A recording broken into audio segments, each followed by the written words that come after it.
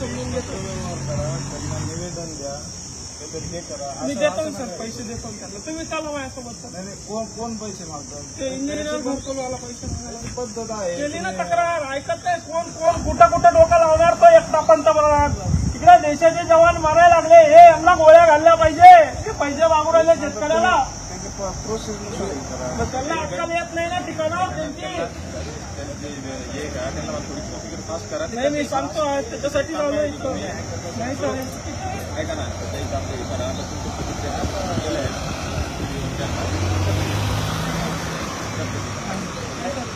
बघा तुम्ही पत्र दिलेलं आहे का? हो काय पत्र दिलेलं? घरकुलासाठी व्हिडिओला काल विचार ना, फोन लावा ना व्हिडिओला. असं पत्र आंदोलन करतच नाहीये मी. भीक मागतोय ना. भीक मागलेला गुन्हा असेल तर कोणता गुन्हा आहे? कलम तुमची लावा. भीक मागायची कलम सर. ऐका ना, भीक मागतोय सरपंच तुमच्या लावा करून तुमच्या. पासावर द्या मला, गोळ्या घाला ना तुम्ही. भीक मागायची कलम तुमची सर. गोळ्या घाला तुम्ही. चला येत नसतो मी. नाही मला धरून न्या तुम्ही. येत नसतो. ऐका तुम्ही. तुम्ही इथं मला बसून तर द्या. तुम्ही बसून तर द्याल ना. कुठं? इथं हॉटेलवर बसू द्यायला काय प्रॉब्लेम आहे तुम्हाला? माझा अधिकार आहे. बसायला पण विरोध आहे का तुमचा? मला बसायचंय चहा प्यायची इथं या जीवनच्या हॉटेलवर. चल रे बसायचं मला.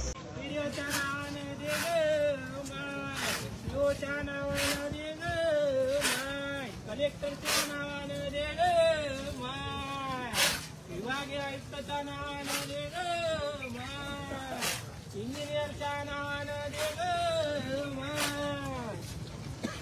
देशात युद्धजन्य परिस्थिती सुरू असताना आणि हर घर प्रत्येक नागरिकाला प्रत्येकाला घरकुल देऊ असं पंतप्रधान मोदीजी यांनी सांगितलं असताना 6 महिन्यापूर्वी पूर्ण जिल्ह्यामध्ये महाराष्ट्रामध्ये यादी प्रदर्शित झाली.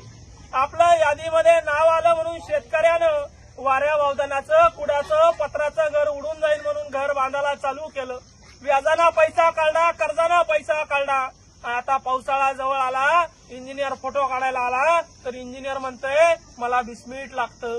इंजिनियर म्हणतंय मला भीतीचा फोटो लागतं, नाहीतर मग 25,000 द्या, तुमचे बिल काढून देतं. काय भोकाळलाय तुमचा भ्रष्टाचार? सीओला पैसे द्यायचे तुम्हाला, कलेक्टरला पैसे द्यायचे तुम्हाला, विभागीय आयुक्ताला पैसे द्यायचे तुम्हाला, का व्हिडिओ पैसे मागताय तुम्हाला? शेतकऱ्याला कमांड मोडणारा हा भ्रष्टाचार आहे. म्हणून याच्यामध्ये राख आणली आहे. राख शेतकऱ्याच्या टाळूवरचं लोणी खाणाऱ्यावर शेतकऱ्याची आत्महत्या केलेल्या शेतकऱ्याची राख इथं या कार्यालयात घेऊन आलोय. फोटो काढा.